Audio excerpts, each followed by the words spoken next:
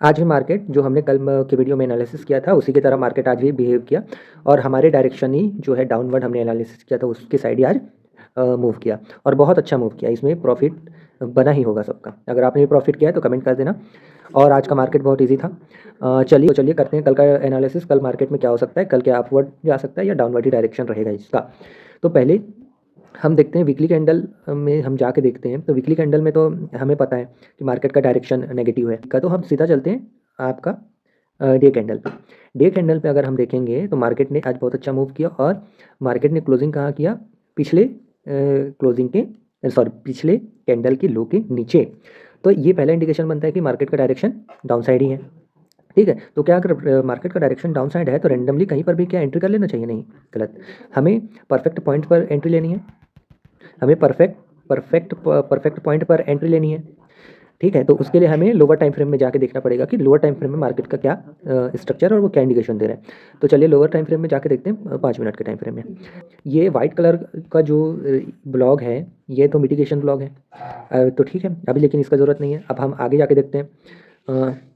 ये वाला ग्रीन वाला भी एक मतलब डे की क्लोजिंग थी ये, तो ये लेवल भी इंपॉर्टेंट है, तो मैंने उसको भी मार्क करके रखा हुआ है। तो अभी आगे बढ़ते हैं, देखते हैं। तो मार्केट ने इस ग्रीन वाले जोन के नीचे भी क्लोजिंग कर रखा है। ठीक है, और इसी जोन के ऊपर में अगर हम देखेंगे 5 मिनट के टाइम फ्रेम में तो एक एफ भी है और ये फर्स्ट एफ है। ठीक है, फर्स्ट एफ है। लेकिन इसके ऊपर हम अगर और देखते हैं थोड़ा पीछे जाके तो ये मिटिगेशन ब्लॉक है। ये मिटिगेशन ब्लॉक है, ये वाइट वाला। ठीक है, और इसी मिटिगेशन ब्लॉक में यहाँ पर एक एफ अवेलेबल है। दो एफ है, लेकिन हम एक्सट्रीम एफ ये है, तो हमारे लिए एक्सट्रीम एफ ये वाला इंपॉर्टेंट है।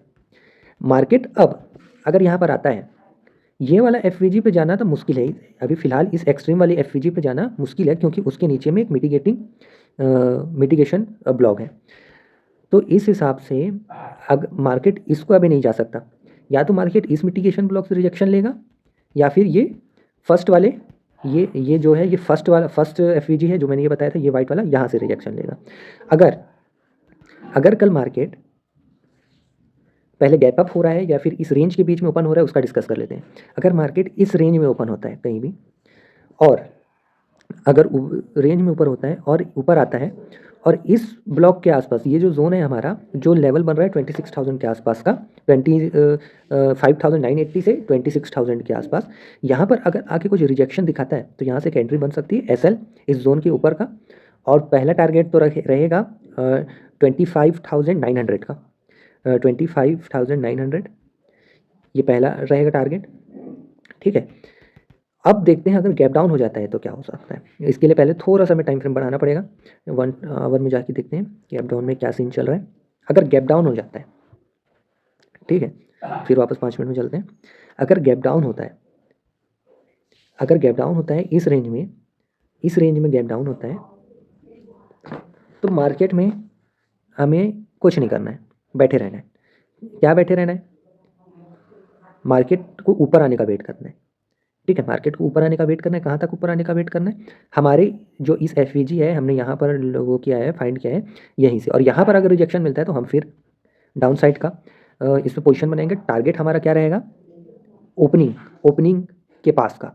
ठीक है, जहाँ पर कैंडल ओपन होगा मॉर्निंग में 9:15 को, वही फर्स्ट जो 5 मिनट का कैंडल बनेगा उसके हाई के पास तक हम अपना टारगेट रखेंगे ये इसके लिए। और मान के चलते हैं अगर बहुत बड़ा गैप डाउन हो जाता है तो हम पहला ट्रेड खोजेंगे अप साइड के लिए। अगर बहुत बड़ा गैप डाउन हो जाता है, ठीक है, तब हम अप साइड के लिए एक ट्रेड खोजेंगे और अप साइड में स्कैल्प करके निकल जाएंगे, बात खत्म। समझ गया?